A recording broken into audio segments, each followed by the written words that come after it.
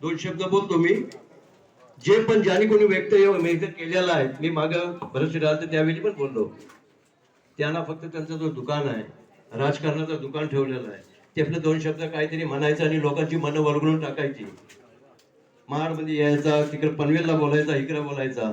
आम्ही ह्या देशामध्ये जन्माला आलेलो आहोत, ह्या देशामध्येच आम्ही जाणार आहोत आणि देशामध्येच आम्ही अमर राहणार आहोत. आम्हाला कोण कुठं लावू शकत नाही. मशिदीचा भोंग किंवा मंदिराचा भजन दोन शब्द म्हणतो, राम कहीं बनकर उतरा, रहमान कहीं बनकर छाया, अब तक न मगर वो पहचाने के भगवान और अल्लाह है. तेव्हा ह्या मुसलमानाला जर कोण काय म्हणत असेल, ती थोर मंडळी आहेत राजकारणामध्ये, जसं भरतशेठ असतील किंवा आमचे नेते सुनील तटकरे असतील. आम्हाला शिक्षण दिलेलं आहे त्यांनी राजकारणाचं.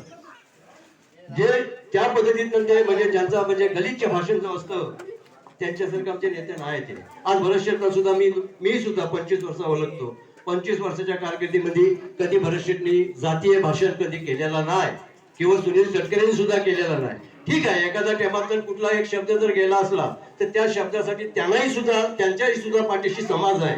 तर कुठेतरी आपण पण मन कुठेतरी मोकळा केला पाहिजे आणि त्यांच्यासाठी आपण कुठलाही आपला गैरसमज न करता येणारा 20 तारखेला 2 नंबरचा बटन दाबून त्यांना बहुसंख्येने विजयी करण्यासाठी आपला बहुमूल्य मत देऊया. आणि 2 शब्द म्हणायची इथं संधी भेटली त्याबद्दल तुमचा धन्यवाद घेतो आणि इथं माझा 2 शब्द संपवतो. जय महाराज.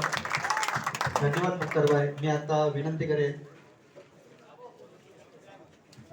या ठिकाणी आता भाईने जो उल्लेख केला आणि शरीफ भाईने उल्लेख केला, तर माझं वय आहे 63 वर्ष आणि ह्या आपला गोरेगाव पासून ते मोरबा पर्यंतचा जे हे काही उलटसुलट आपल्या डोक्यामध्ये भरतायत, त्यांना मी सांगू इच्छितो की या आपल्या परिसरामध्ये कधीच मुसलमान, बौद्ध आणि रोहिदास अशा समाजाचा भेदभाव राहिलेला नाही.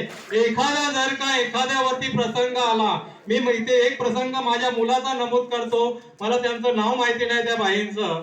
2008 ची गोष्ट आहे. त्यांनी जात बघितलेली आहे की मी मुसलमान आहे, हा हिंदूच्या मुलाचा अपघात झालेला आहे, मी याला कसं घेऊन जाऊ. माझ्या मुस्लिम भगिनी त्यांच्या रिक्षामध्ये होत्या आणि मोरब्याच्या पुढे त्यांचा बाईकचा अपघात झाला आणि त्यांनी पाहिला आणि त्याने त्या मुस्लिम त्यांच्या भगिनीला उतरलं नाही. माझं पहिलं कर्तव्य आहे यांना हॉस्पिटलला घेऊन जाणं. आणि या आपल्या परिसरामध्ये कधीच कोणी, तो हिंदू असू देत किंवा मुसलमान असू देत, हा हर एक गोष्टी तो किंवा गरीब असू देत किंवा श्रीमंत असू दे, त्याच्यासाठी धावणारा माझा बंधू आहे.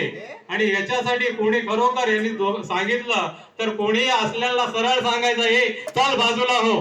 आलं का लक्षात? धन्यवाद. यापुढे मी विनंती करेन आपले लाडके नेतृत्व आदरणीय विकास शेठ गोगावले साहेबांना मी विनंती करेन की आपण सभेला मार्ग संबोधित करा. व्यासपीठावरती उपस्थित असलेले सर्व शिवसेना, राष्ट्रवादी, भाजप, RPI महायुती पक्षाचे सर्व पदाधिकारी, कार्यकर्ते आणि समोर बसलेल्या माझ्या